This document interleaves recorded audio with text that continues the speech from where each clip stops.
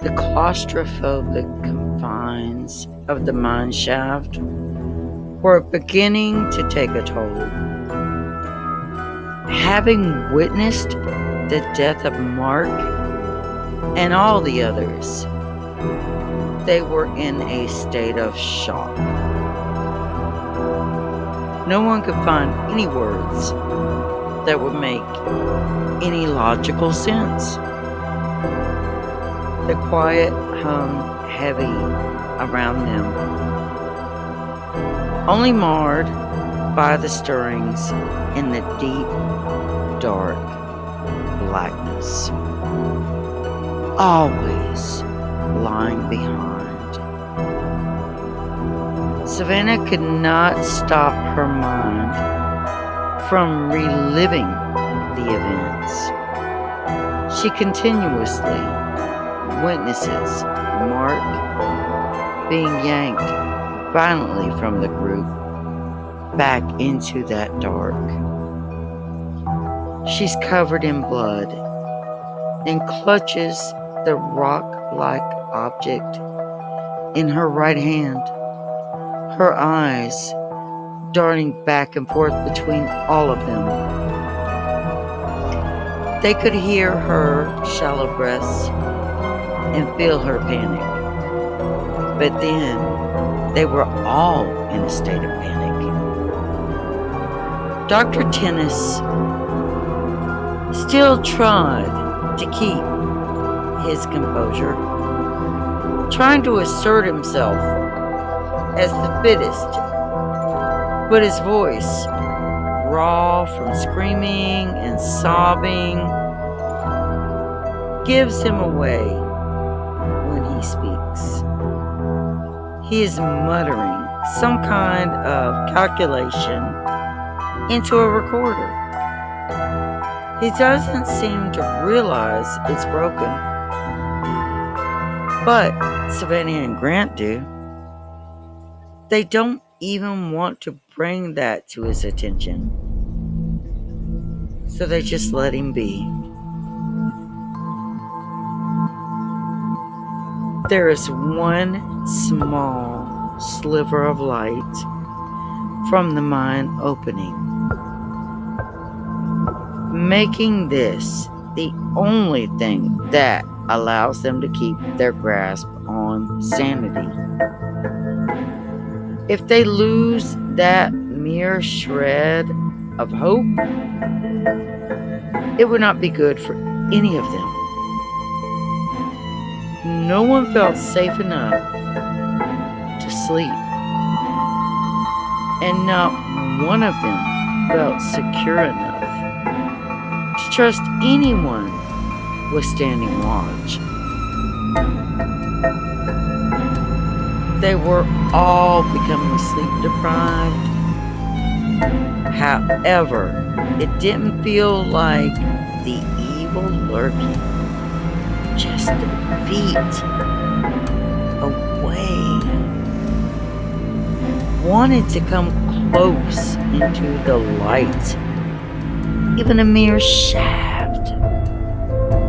They could all feel it pacing in the darkness, and they knew if it were able to get to them, it would have already done so. They kept referring to it, but honestly, they didn't have any idea how many of it there might actually fucking be. Savannah turned to face Grant and Dr. Tennis. Someone had to speak. Her hands trembled, and they were covered in the blood that wasn't her own. She inhaled several times before finally deciding to voice her thoughts. She was careful not to make much noise as she shifted her body weight. That Out there, in front of us, she pointed to the small slit in the mine shaft leading to the entrance that was about 64 feet away. You both know is the only thing that is keeping us alive, giving us a sense of possible rescue. Grant looked at her, his face changing from one of passiveness to one of anger. And what is that supposed to really mean to us, Savannah, at a time like this? We can't just take a run for it. Now, can we? She dropped her gaze, lowering her head, and simply staring at her blood-soaked hands, and thinking of those who had died so horrifically. He spoke, sounding as if he had almost lost all vocal ability. But still, he tried. Dr. Tennis scooted closer to them both, forming a somewhat huddled circle. They can't see very well, you know. They are basically blind. Sound is the only thing they really react to. So when they do attack, they aren't aware of what they are killing at all. He sighed heavily, tears running down his blackened face. If we make noticeable noise, we will die. You both need to be aware of this. But Grant thought this could also be in their favor too, especially if they wanted to create some kind of diversion, which is exactly what he spoke to them both about. So you want us to be some form of prey while you make it a possible getaway to get help?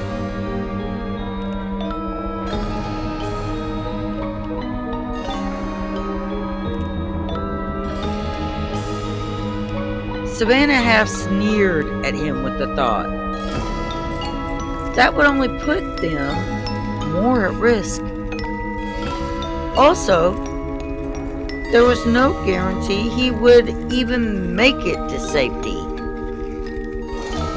Look, you both can quit acting as if there is going to be a rescue team coming here to save us.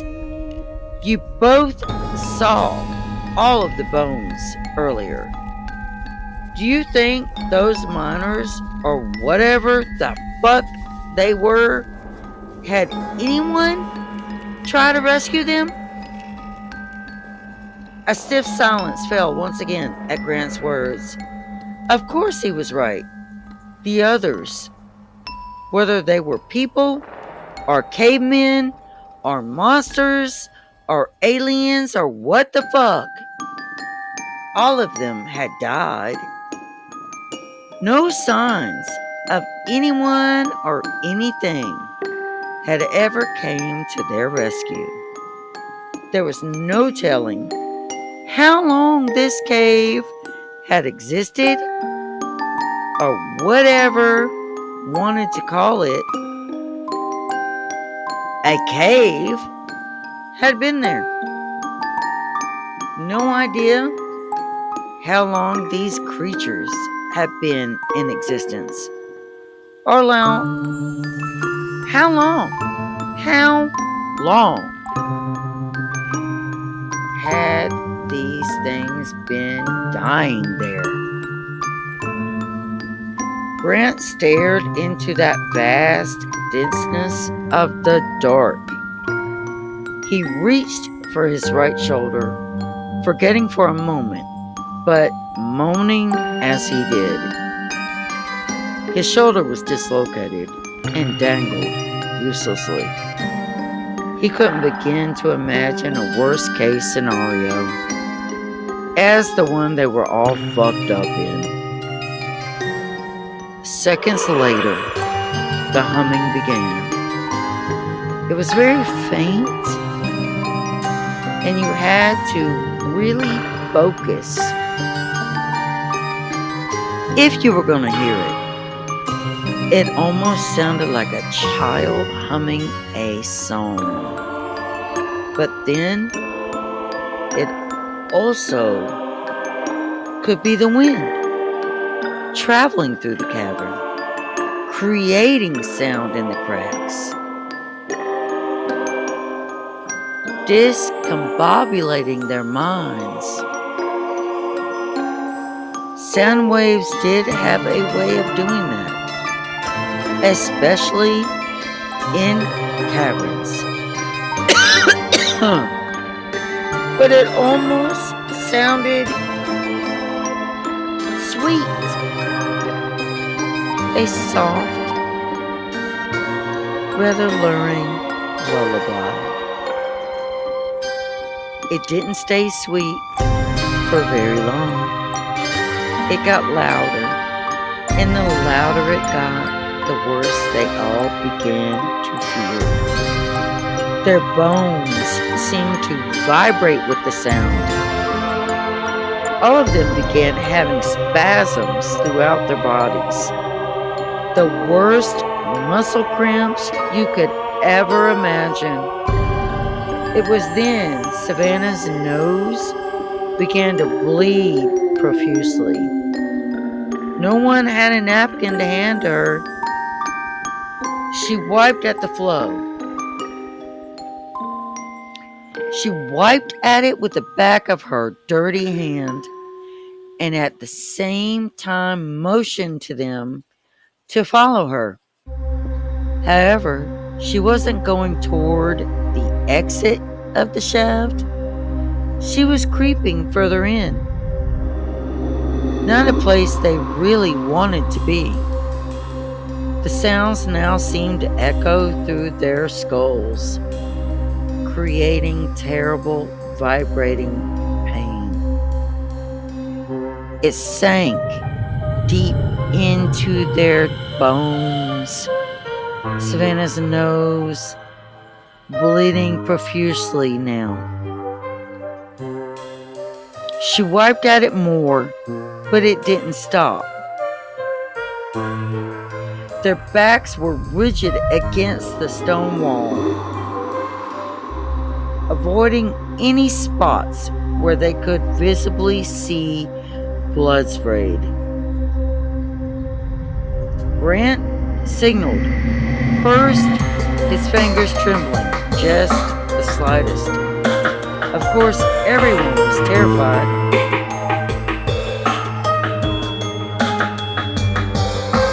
There are two paths ahead. Two!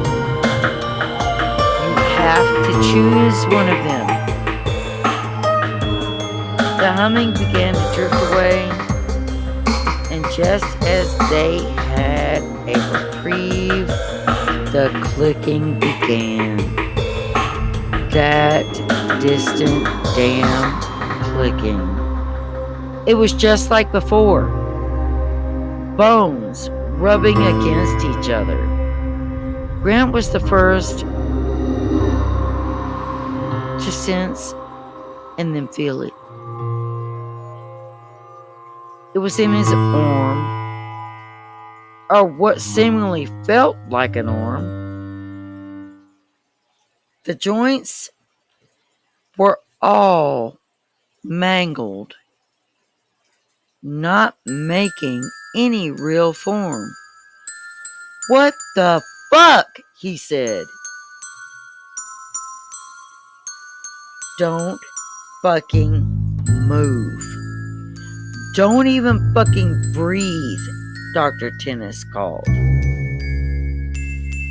He looked at both of them. His head was pressed as tightly as he could to the tavern wall. He had his eyes closed, not wanting to see, not wanting to feel what might be there. It felt like time slowed to nothingness. It came back into view. And again, Grant saw it before anyone. It was like nothing you could ever imagine. Nothing like anything from the movies.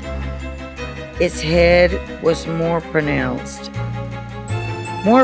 than before, and it looked like feathery tentacles coming out of it. As it moved, it felt as if there was something in the air, something around them. Suddenly things began to move involuntarily. Their backpacks became undone, the buckles clinking against the gear they still wore. It created a sound the things could follow. But it was too late when they all realized that just those sounds were enough to help those monsters find their way. They all shrieked in unison. Grant held his hand in his hands, blood noticeably dropping through his fingers. The only way they could find reprieve from the pain was to drift further in